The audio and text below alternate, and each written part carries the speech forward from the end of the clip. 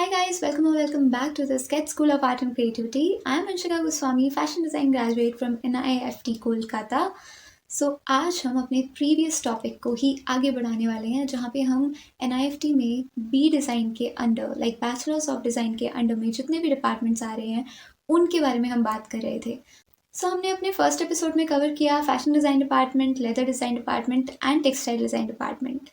And इस video में second episode में हम कवर करने वाले हैं accessory design department, knitwear design department and fashion communication. Video को आगे बढ़ाने से पहले hit the bell icon and subscribe कर दीजिए चैनल को, जिससे कि आपको सारी अपडेट्स टाइम टू टाइम मिलती रहें एंड आप कोई भी अपडेट मिस ना करें।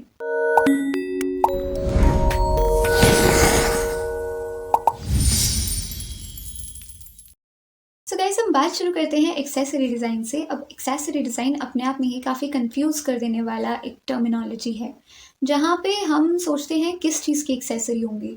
अब क्या होता है ना, यही क्वेश्चन बहुत बच्चों ने किया कि एक्सेसरी डिज़ाइन में एक्चुअल में होता क्या क्या है। निफ्ट ने भी सबका काम थोड़ा सा आसान कर दिया एंड इस डिपार्टमेंट का नाम रख दिया है fashion and lifestyle accessory design.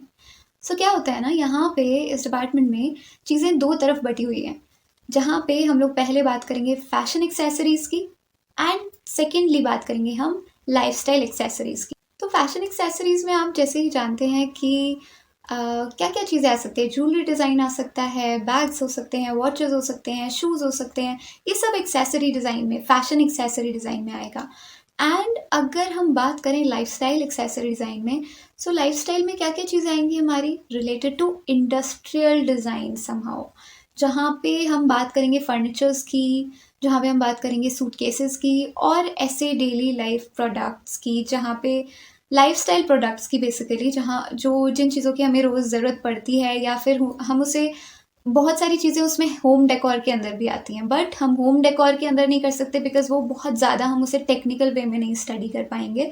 But अगर वो एक्सेसरी डिज़ाइन का पार्ट है तो हम उसे काफ़ी टेक्निकली हम समझ पाते हैं कि उसमें क्या क्या होता है। क्या होता है ना, फर्स्ट ईयर में without any segregation of the subjects, यहाँ पे आपको प्रोडक्ट डिज़ाइन पे ज़्यादा ध्यान दिया जाता है, जहाँ पे प्रोडक्ट डिज़ाइनिंग में आप बहुत सारी एक्सरसाइजेज एक्टिविटीज़ सीखते हैं, जहाँ पे आपको डिफरेंट डिफरेंट मटेरियल्स हैंडल करना सिखाया जाता है, जैसे कि would, clay, ceramic, metal, different types of materials, wires and all सब कुछ। उसमें क्या होता है, जैसे आपकी वुडन वर्कशॉप होती है, वुडन वर्कशॉप में आपको बेसिक चीज़ें बताई जाएंगी, आपको वुडन ब्लॉक्स को कैसे जॉइन करना है, क्या क्या ब्लॉक्स को आप किस तरीके से पजल करके कट कर सकते हो, या फिर कैसे फाइल करोगे जिससे कि वो एकदम एग्जैक्ट उसकी डायरेक्शन, उसका पोजिशनिंग ऐसे आए कि वो फिट हो एक दूसरे में। अगर आपको कोई टेबल बनानी है तो उसके लिए आपको सबसे पहले जॉइंट्स स्टडी करने पड़ेंगे कि वुडन जॉइंट्स कैसे बनते हैं। वो जो छोटी छोटी टेक्निकलिटीज़ है ना, जो आपको अपने प्रोडक्ट के टाइम पे अपना प्रोडक्ट डेवलपमेंट जब आप करोगे, किसी भी प्रोजेक्ट पे काम करोगे, उसमें आपकी हेल्प करेगा। अब क्या होता है, ब्लॉक्स बनाना सिखाते हैं, छोटे छोटे लॉक्स बनाना सिखाते हैं वुड के थ्रू। आपको ज़्यादा ग्लू स्टिक्स, गम्स और different different type of adhesive का यूज़ करना नहीं पड़ेगा। आप कैसे मटेरियल को हैंडल करते हैं, ये सारी चीज़ें आपको वुडन वर्कशॉप में सिखाई जाती हैं, जहाँ पे आप स्पेशली वुड पे काम करते हैं। अब सेकेंड वर्कशॉप की बात करेंगे, जहाँ पे क्ले वर्कशॉप्स होती हैं। क्ले वर्कशॉप में क्या होता है ना, आपको क्ले के साथ प्ले करना होता है। क्ले कैसे हैंडल करते हैं, अगर आपको किसी भी प्रोजेक्ट में क्ले की ज़रूरत है, आपको कोई भी चीज़ बनानी है, कोई भी प्रोडक्ट बनाना है जिसमें आपको क्ले का कोई बॉटम पार्ट या आपको कोई सरफेस यूज़ करना है, क्ले में टेक्सचर्स डालने हैं, तो आप क्या क्या टूल्स का यूज़ करोगे, क्या क्या इक्विपमेंट्स यूज़ करोगे, उसको कैसे कार्व करोगे, कैसे उसको पेंट कर सकते हैं, कितनी जल्दी वो ड्राई होगा, कंसिस्टेंसी कैसी रहेगी, ये सब चीज़ें क्ले के बारे में हम बहुत छोटे छोटे लेवल पे, बेसिक लेवल पे सीखेंगे।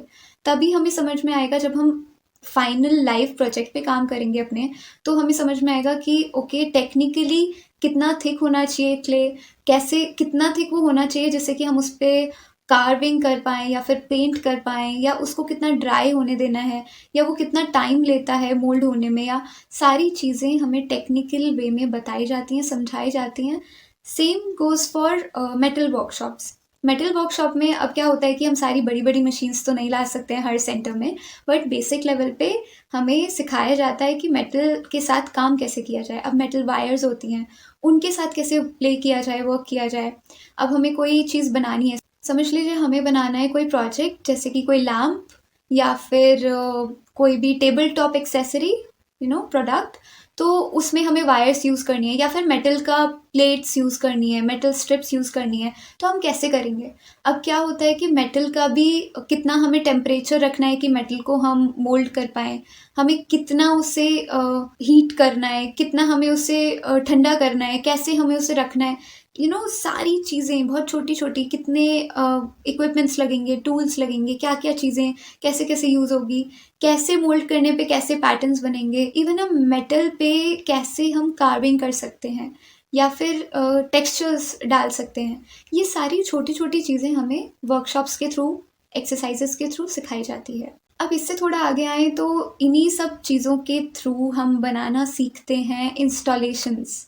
हम इंस्टॉलेशंस पे काम करते हैं जब हमें ग्रेजुएशन प्रोजेक्ट्स मिलते हैं या फिर हमें प्रोजेक्ट्स लाइक क्लासरूम प्रोजेक्ट्स भी मिलते हैं, तो वहाँ पे हमें ना बहुत सारे ऐसे एरियाज़ में काम करना होता है, ऐसे थीम्स हम लेते हैं जहाँ पे हमें इंस्टॉलेशंस बनानी होती हैं या फिर एक लाइव प्रोजेक्ट बनाना होता है। Live project in the sense कि जो वर्किंग हो, ऐसे नहीं कि जस्ट आपने बना दिया वो एक मॉडल है। वो वर्किंग होना चाहिए, सारी चीज़ें उसकी वर्क करनी चाहिए बेसिकली। अगर आपने लैंप बनाया है तो वो काम करना चाहिए लैंप की तरह, तो वो लाइव प्रोजेक्ट हुआ। अब क्या होता है ना कि इसमें हमें और भी चीज़ें सीखने के लिए मिलती हैं लाइक इन डिफरेंट एरियाज़। जैसे कि हमें फैशन फोरकास्टिंग सिखाई जाती है, वो हमें सारे ही डिपार्टमेंट्स में एक जैसे सिखाई जाती है। बट यहाँ पे क्योंकि हमारा सेगमेंट है प्रोडक्ट्स का, एक्सेसरीज़ का, है ना? तो यहाँ पे हमारे सेगमेंट चेंज हुआ, तो हमारा फैशन फोरकास्टिंग, ट्रेंड फोरकास्टिंग किस बेसिस पे होगा? प्रोडक्ट्स, एक्सेसरीज़ के बेसिस पे। तो फैशन, लाइफ़स्टाइल, एक्सेसरीज़ के बेसिस पे हम trend forecasting and fashion forecasting करेंगे। प्लस हमारा इसमें पार्ट होगा ग्राफिक डिज़ाइनिंग का भी थोड़ा-सा पार्ट होगा, जहाँ पे हम प्रिंट मेकिंग भी सीखेंगे, जहाँ पे हम थोड़े बहुत डिफरेंट मटेरियल से काम करेंगे, 3D सॉफ्टवेयर्स पे काम करेंगे, अलग-अलग 3D सॉफ्टवेयर्स पे काम करेंगे, जैसे कि राइनो हुआ एंड बाकी फ़ोटोशॉप, इलस्ट्रेटर तो आपका बेसिक आपको सीखना ही होता है।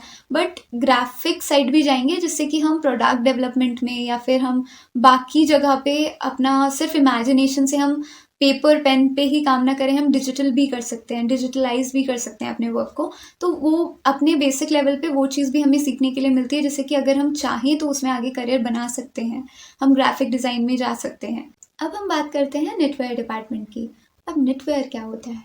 जो हमारी दादी नानी हमारे लिए स्वेटर्स बुनती हैं या फिर हम जो वूलन कपड़े पहनते हैं सर्दी में, सिर्फ वो नहीं, एक्चुअली वो भी इंक्लूडेड है, बट इसमें और भी सेगमेंट्स हैं, जैसे कि lounge wear, active wear and थोड़े से निटेड शूज़ भी होते हैं, लाइक फुटवेयर्स भी होते हैं।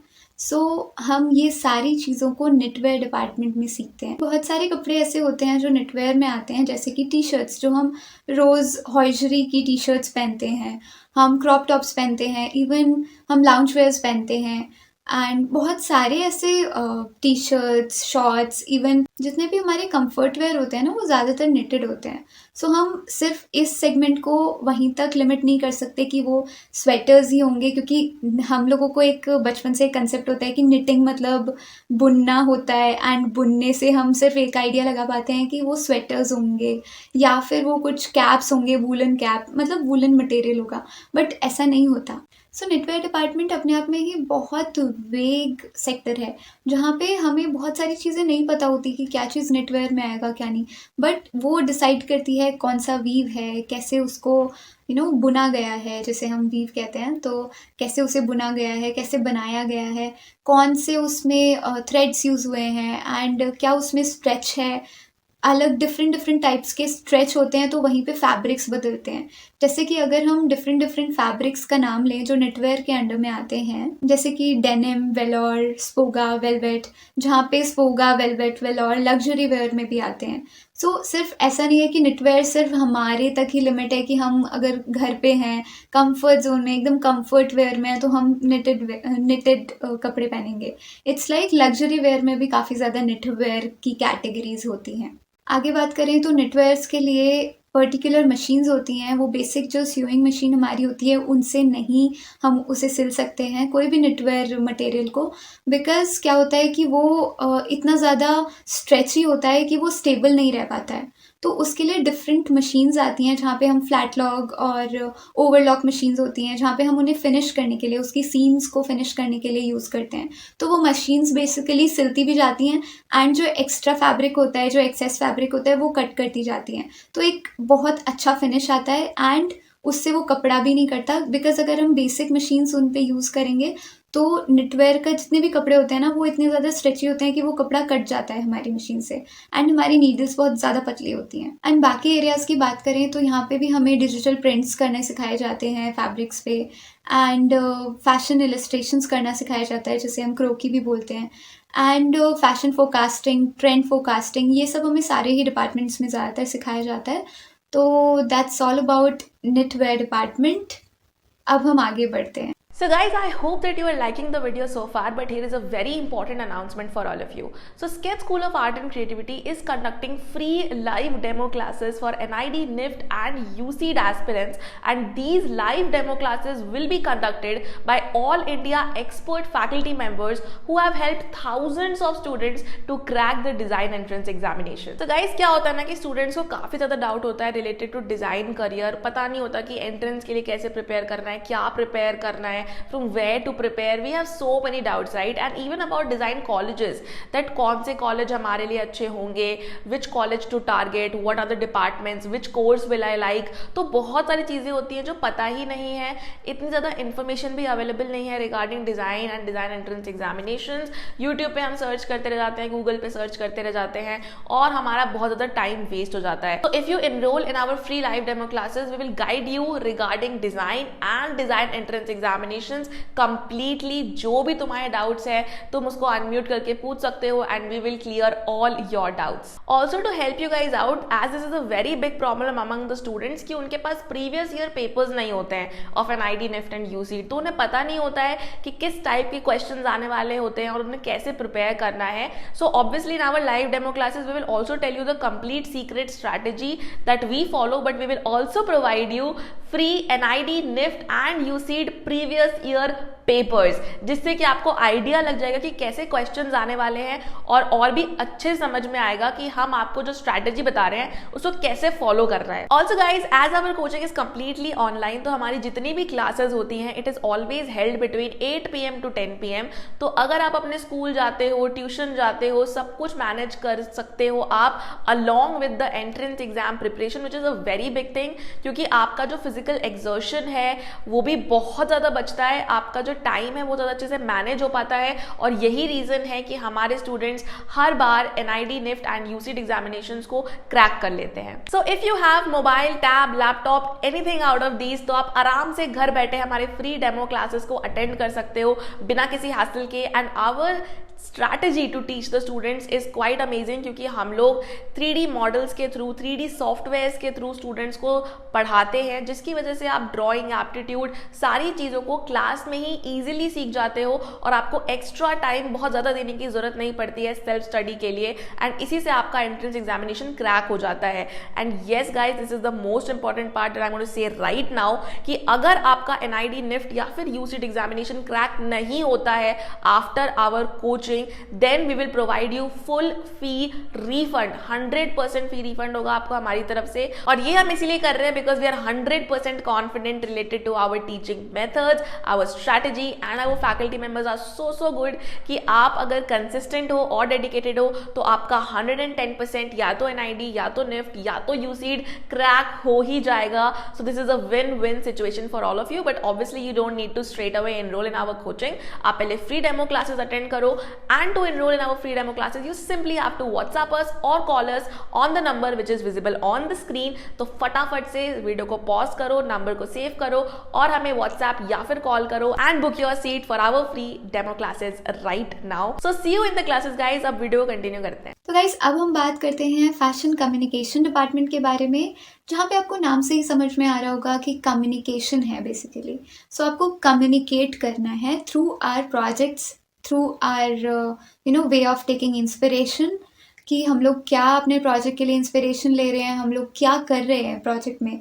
बेसिकली यहाँ पे बहुत अच्छे से बहुत वेग, एक तो ये एरिया है, बहुत वेग डिपार्टमेंट है, बट आपके पास बहुत सारे लाइंस ओपन हो जाते हैं बिकॉज इसमें आप ग्राफिक का भी पार्ट होता है. आपका जर्नलिज्म मीडिया का भी पार्ट होता है, प्लस आप बहुत सारी चीज़ें अलग से भी सीखते हो, लाइक फोटोग्राफी स्किल्स आपकी अच्छी होती हैं, आप स्टाइलिंग सीखते हो। सो यहाँ पे क्या होता है, चीज़ों को आर्टिकुलेट कैसे करना है वो चीज़ सिखाई जाती है। अब आप किसी भी फैशन मैगजीन के लिए काम कर रहे हैं या फिर आप किसी, बेसिकली यहाँ पे जर्नलिज्म मीडिया इन सब से रिलेटेड काफ़ी काम आपको करने को मिलेगा और देखने को भी मिलेगा, लाइक लाइव प्रोजेक्ट्स एंड आपको बहुत सारे इंडस्ट्री एक्सपीरियंसेस होंगे जहाँ पे ज़्यादातर आपको ग्राफिक रिलेटेड, आपको जो विजुअल लैंग्वेज होती है, विजुअल मर्चेंडाइजिंग, बेसिकली जो जितने भी विजुअल मर्चेंडाइजिंग क्या होता है कि आप स्टोर्स पे जाते होंगे, आप किसी भी स्टोर पे गए, नायका पे गए, H&M गए, ज़ारा गए, तो आपने देखा होगा वहाँ पे एक विंडो होता है जहाँ पे मैनिक्विन्स रखी होती हैं कुछ, एंड उनको बहुत सुंदर उनके स्टोर के सबसे बेस्ट कपड़े पहनाए जाते हैं, उनके पास उनकी सबसे बेस्ट एक्सेसरीज रखी जाती हैं, जैसे bags, shoes and other material जो भी, लाइक एंड अदर मटेरियल जो भी, जैसे परफ्यूम्स एंड ऑल। अगर आप ज़ारा में जा रहे हैं तो भी आपको ये विंडो देखने के लिए मिलेगी। सो विजुअल मर्चेंडाइजिंग होती है जहाँ पे आप विजुअली वो स्टोर अपीलिंग लगेगा कि नहीं, या फिर वो कैसा, उसका थीम क्या रहने वाला है, उसमें कलर कॉम्बिनेशंस कौन से यूज़ होंगे, ये सारी चीज़ें विजुअल अपील, विजुअल लैंग्वेज के अंडर में आती हैं। सो विजुअल मर्चेंडाइजिंग वहीं हम लोग इससे रिलेट कर सकते हैं कि विजुअल मर्चेंडाइजिंग एक पार्ट है जहाँ पे आप चीज़ों को बेस्ट वे में अपीलिंग बनाते हो, बेस्ट वे में, लाइक सारी डिज़ाइन लैंग्वेज को समझ के। ऐसा नहीं कि बस आपको अच्छा लग रहा है, जस्ट आपको वो कलर पसंद आ रहा है तो आपने कर दिया। सब चीज़ों के पीछे एक एक रीज़न होगा, फिलॉसफी होगी, डिज़ाइन फिलॉसफी होगी, आप पूरा स्टडी करेंगे तब आप डिसाइड करेंगे कि स्टोर कैसा दिखने वाला है या कैसा दिखना चाहिए। सो यहाँ विजुअल मर्चेंडाइजिंग का भी पार्ट होता है। ग्राफिक डिज़ाइनिंग का आपको बहुत सारी चीज़ें होती है कि आपको बैलेंस करनी है, बहुत सारी चीज़ें, कलर्स बैलेंस करने हैं, आपको कुछ फॉन्ट स्टाइल्स चेंज करने हैं, आपको लग रहा है कि ये लोगो अभी अच्छा नहीं लग रहा है तो आपको उसको थोड़ा अपडेट करना है, या फिर आपको उसे किसी ऐसी जगह पे पोजीशन करना है जहाँ पे वो पहले से बेटर दिखे, हो सकता है आपको वो पूरी ब्रांडिंग भी करनी पड़े। सो ये सारी चीज़ें जो कम्युनिकेशन डिज़ाइन का थोड़ा थोड़ा पार्ट है and in relation to the fashion subject. So वहाँ आप उसको, दोनों चीज़ों को रिलेट करेंगे जहाँ पे आपका बनेगा फैशन कम्युनिकेशन। तो आपका थोड़ा सा पार्ट होगा कम्युनिकेशन डिज़ाइनिंग का, जहाँ पे आपको ब्रांडिंग जैसी चीज़, ग्राफिक डिज़ाइनिंग जैसी चीज़, आपका UI UX, ये सारी चीज़ें इसके अंडर में आती हैं। एंड फैशन की तरफ आप अगर देखेंगे तो फोकास्टिंग हुआ, ट्रेंड फोकास्टिंग हुआ, इवन कलर नॉलेज हुई, कलर थ्योरी, जहाँ पे हम बहुत सारी चीज़ें सीखेंगे कि अपीलिंग भी होनी चाहिए एंड वो टेक्निकली भी बहुत बेस्ट लेवल पे होनी चाहिए, जिससे कि आप कभी भी स्टोर्स को देख के या किसी भी जगह पे आप मैगजीन में कोई पिक्चर दे रहे हैं, कोई ब्लॉग दे रहे हैं, तो वो चीज़ लोग अट्रैक्ट हों, वो चीज़ कम्युनिकेट कर पाए बेस्ट वे में। तो वहाँ पे फैशन कम्युनिकेशन का सारा काम आता है। फैशन कम्युनिकेशन में जो प्रोडक्ट होता है ना, जिस पे हम काम कर रहे हैं, सारी चीज़ें उसके अराउंड रिवॉल्व करती हैं। अब क्या होता है कि हमें कोई रिसर्च करनी है या फिर हमें मार्केट कैसे करना है उस प्रोडक्ट को, मार्केटिंग कैसे करनी है उसकी, डिजिटली मार्केट होगी या फिर ऑफलाइन बेसिस पे होगी, कैसे होगी, क्या होगा, विजुअल लैंग्वेज क्या होगी, ये सारी चीज़ें हैं ना, हम उस प्रोडक्ट के अराउंड ही रिसर्च करते रहते हैं एंड उस पे काम करते हैं।